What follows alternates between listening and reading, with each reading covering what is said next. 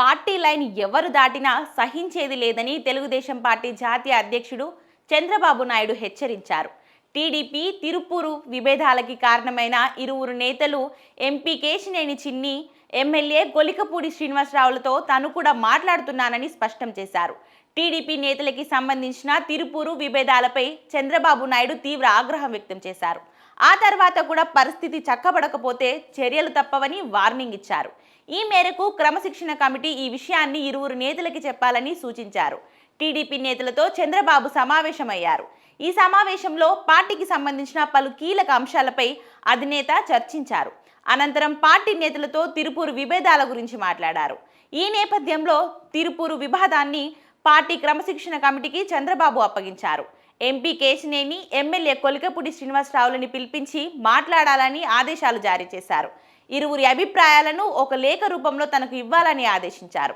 తాను లండన్ పర్యటన నుంచి వచ్చిన తర్వాత ఇరువురిని పిలిపించి మాట్లాడతానని అధినేత స్పష్టం చేశారు.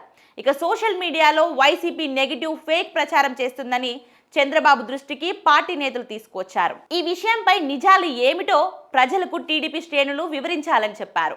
అవసరమైతే సోషల్ మీడియాలో ఈ విషయంలో అవగాహన ఉన్న వారిని తీసుకోవాలని చంద్రబాబు ఆదేశించారు. అయితే వచ్చే వారం తర్వాత నుంచి వారంలో ఒక్కరోజు మొత్తం టీడీపీ కేంద్ర కార్యాలయంలోనే ఉండాలని చంద్రబాబు నిర్ణయం తీసుకున్నారు.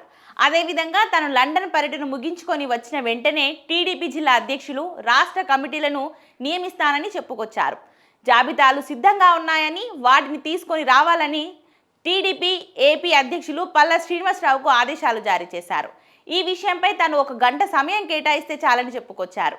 మోంతా తుఫాన్ ప్రభావిత ప్రాంతాలకు ఎమ్మెల్యేలు నవంబర్ 2వ తేదీన మళ్లీ వెళ్లాలని సీఎం ఆదేశించారు. పంటల నష్టం అంచనా సరిగ్గా జరిగిందా లేదా అనే అంశంపై టీడీపీ నేతలు అధ్యయనం చేయాలని సీఎం చంద్రబాబు నాయుడు ఆదేశాలు జారీ చేశారు.